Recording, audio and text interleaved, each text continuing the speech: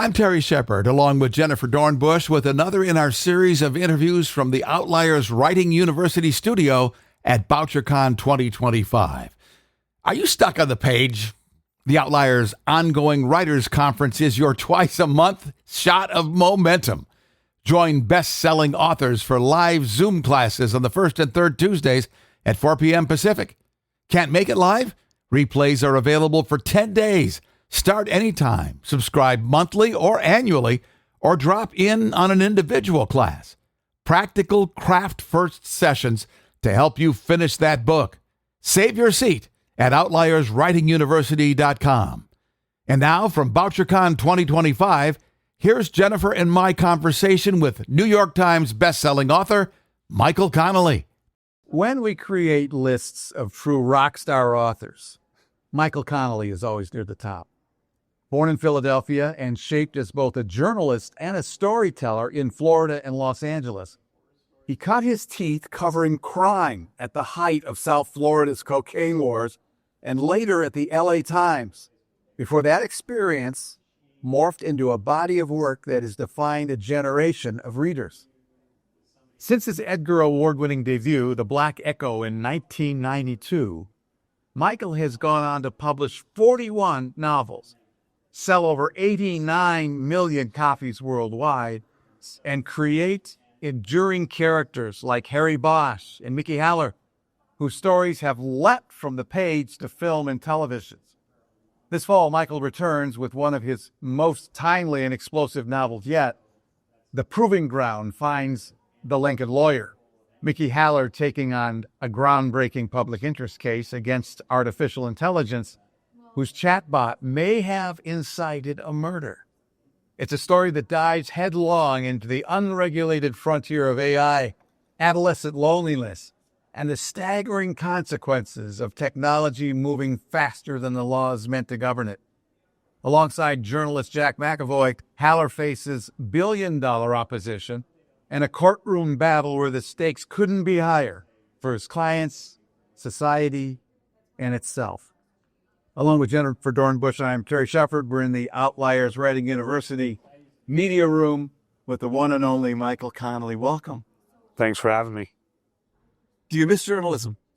Not really, because I think there's a lot of it in my books, and I guess you call it researching. I research like a journalist. I do a lot of what I call physical research, going to the places I write about, hanging out, hopefully absorbing details that bring a verisimilitude to what I'm writing.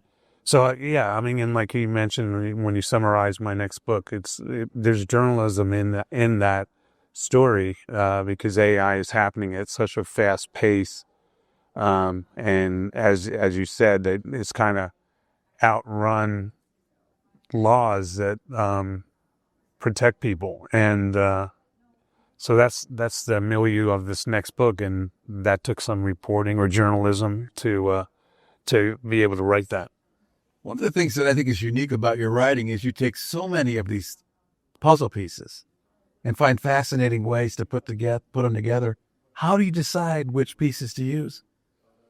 I'm always throwing out a net. You throw out a net and pull it up and see what's in it. And then if I have a skill, it's like deciding what to use, what to throw back. And, I'm always looking for fascinating things that haven't been written about yet. Just little things that open windows in the imagination of the reader, stuff like that. I have big questions about AI. Can you go into that or no? Yeah. No, because I'm very fast. We're all fascinated with this right now because there's just so much emerging. Like I read a story the other day where a person accepted an engagement offer from an AI computer. A relationship that people have a relationship with these, and I think it's exploding in so many different directions. What was your research like for that, and now that you're on this side of the book, what are your thoughts about AI as it's continuing to emerge in these strange ways? Well, I think I probably should say off the bat that I'm involved in suing OpenAI with a group of authors. So I've been paying attention to it ever since I heard my books were used in the training of chat. And, so like I said, I've paid attention to it. And then coinciding with that, the last time I wrote about the Lincoln lawyer, it ends with Mickey Haller saying, I have to go in a new direction. And so I was looking for a new direction. And, for a lawyer, I thought, okay, he's going to leave criminal law, criminal defense behind and kind of become a public interest lawyer. And he'll look for cases that have an impact on society. So AI more or less dropped to my lap. And, it's so... I'm using the wrong word, but it's so popular at the moment, what's going on with AI and a lot of bad stories, a lot of good stories. I'm like not a guy who's against AI, but I think, we have to wake up and have some regulations and so forth. And so this was a perfect world to have Mickey dive into in the new direction of his life. As far as research, yeah, your question was about research. I'm really good at like avoiding questions and just babbling. But really, it was inspired by a real lawsuit. And there's a law firm in Seattle that is kind of becoming the Innocence Project of AI. And they filed this lawsuit against OpenAI in a case where a boy committed suicide at the suggestion and help of a chatbot, and I got that case. It is like a 150-page lawsuit, and that really became a blueprint for the case that Mickey is involved with. And so there's that research, and then it's almost like you can't open a newspaper these days without finding another story or finding an examination of AI and what restrictions or regulations or that lack thereof are happening at the moment. So it didn't require a lot of legwork. It's a major courtroom drama. A lot of it is in a square box, a courtroom. And so I didn't do a lot of physical research and the things I was just bragging about earlier. How much of your stuff is dictated by what your readers demand? Almost nothing. Obviously I treasure the readers, but I've always kind of followed this thing to write something that you'll like, and that you'll appreciate. And then you got to figure you're an everyman, that if I like it, there'll be people out there who will like it. And, so I just keep my head down and write about things that interest me. Well, Mickey Haller and Harry Bosch have been around a long time. You don't ever get tired of them? No, because I don't write about them every day, or every book. And so having a variety of characters that I can choose who to spend a year with or 9 months or whatever has been helpful in keeping them creatively alive in my head. So the answer is no. I haven't gotten tired of writing about either one of them. My characters age in real time, so I think Harry Bosch will age out before I'm tired of him, and that will be a disappointment, but I think that's the way that will go. Yeah. Were you involved in any of the script writing for either show? Yeah, I mean, I get involved more so in the beginning, and then I taper off, once I realize, I can trust these people with my characters. So I've written several scripts, but the last one was the last episode of Bosch. We just wanted to write that because it also introduced Renee Ballard. But up until I wrote that last year, I hadn't written a script in maybe 3-4 years. But I wrote scripts in the first seasons of Lincoln Lawyer and the Bosch story. What does it feel like to give up a character to somebody else like that? I just use that word trust. You gotta, you spend a lot of time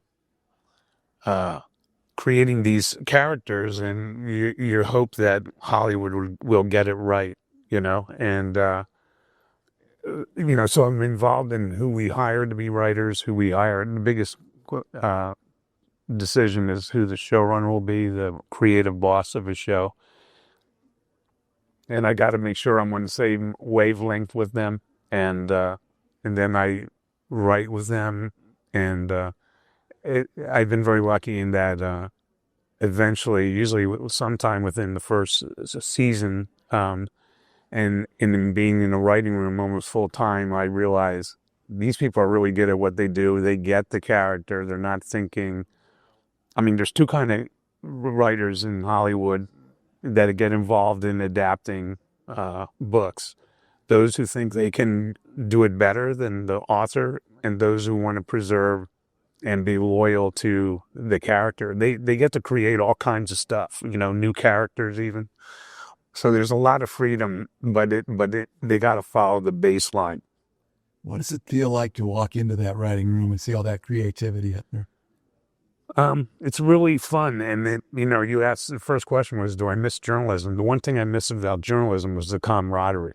And granted, I worked in journalism when it was a profitable business. It hasn't been that way in decades. But when I was in it, they were making money. We were happy, and it was a lot of fun.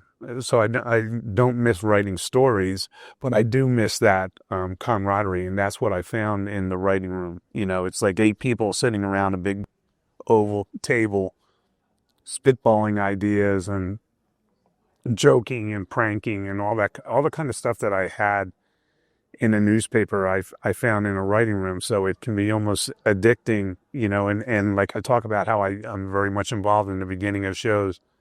Usually I could have left earlier, but I'm just having a good time. So then what do your days look like when you're at home writing?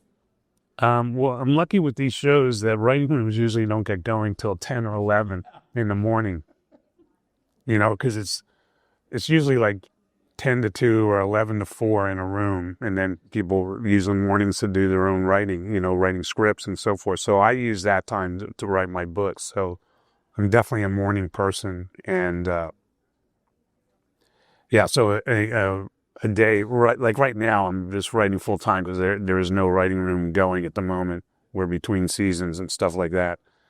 So right now I'm just writing at home, writing my next book. And that's a full-time gig at the moment. But when I have a show going, I will write all morning and then check in on the writing room. A lot of it I can do by Zoom. That's changing now. But for the last 5-6 years, or 5 years since COVID, a lot of it's been writing room. So all it is like I close out my book that I'm writing and turn on Zoom.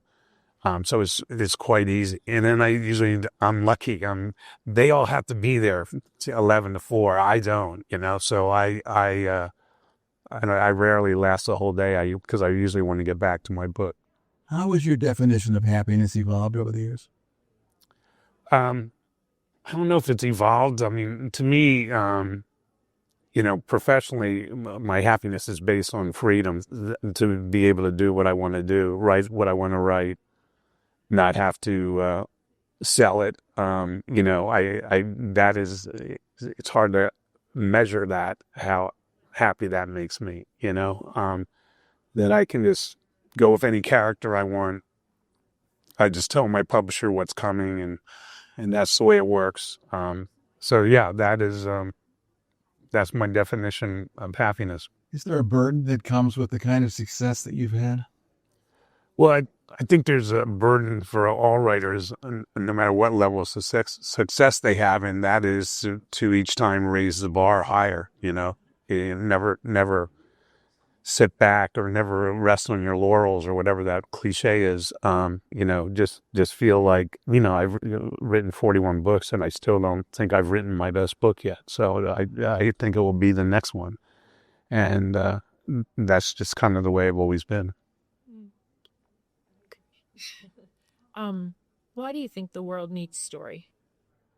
There's so many reasons for that. But I think we do it for, especially in my genre of crime fiction. They're usually high stakes stories where people have to make high stakes choices, and that provides kind of social cues to readers. I think there's a subconscious thing about, I want to know if I would be somebody who would stand up or step back in when the chips are down and when there is a crucial decision having to be made. And I think that's at the core of why the genre is so popular. I mean, I know there's people who want to love the puzzle of it and so forth, but I think a lot of people, a lot of readers are also looking for that kind of, support of who they are. Michael Connelly is our special guest here today at BoucherCon 2025. What's on your bucket list? I don't know. I think I don't really have one because You've achieved it? I've been very, very lucky and fortunate with what's happened to me. So I'm trying to think what would be a good bucket list. I'd like to... You're living the dream. Yeah, I'd like to find the 1956 Volkswagen with the oval window. Oh, okay, guys. Because I almost bought one. I almost bought one when I was 16, and I always regret it. I didn't. I bought something else.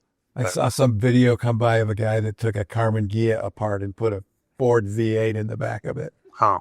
Do you ever have those dreams like Lena does? I have another car I wish I'd had when I was a kid is a 1974 Triumph TR6. And I had one of those and I converted it, or I had it converted to electric. So I have an electric 1974 TR6 that I love driving. Tell me about that. There's a company called Current in LA that they say we can take any car and make it electric. So I said, even this, because this is a pretty small car. And they say, yeah, we can do it, but the batteries battery capacity would be low. So it will only go 100 miles on a charge. And I work at home, so that's not a problem, You get Trader Joe's? Yeah. So I do like one charge a month or maybe even 2 months. That's early. After readers finish reading The Proving Ground, what do you hope they think? What do you hope is left with them? I hope they learn about this wild west of artificial intelligence and where we are and where we're going, and that they'll understand that it's a great advance in human history, but it needs to be controlled better or regulated better. And yeah, I mean, I've written, it's a Mickey Haller book for sure, but Jack McAvoy, the journalist I've written about sporadically over the years, is in it, plays a big part in it. And I've always used him as the journalist to explore technological advances, whether it's this crazy new thing called the internet in the book I wrote in 95, to data storage and so forth in other books. The totally unregulated DNA and analytical world I did in a Jack McAvoy book. So I thought, if I'm going to examine this new technology that is sweeping through society, I needed Jack McAvoy on the case as well. So he joins with Mickey Haller on this. You are considered the gold standard for so many of us, but most of us will never achieve that. What kind of advice do you give to writers like those who attend BoucherCon to stick with it? Well, you answer the question yourself. Stick with it. I mean, keep your head down. And what worked for me is keeping my head down and writing for myself, and just having a belief that if something is working for you, it's going to work for a reader. And you build it from there. Michael Connelly is one of our keynote speakers at BoucherCon 2025. Thank you so much for joining us at Outliers Writing University. You're always an inspiration. Thanks a lot. Thanks for having me. Michael Connelly at BoucherCon 2025, a copyrighted presentation of Outliers Writing University. All rights reserved. Learn more about our essential services at outlierswritinguniversity.com. With Jennifer Dornbush, I'm Terry Shepard.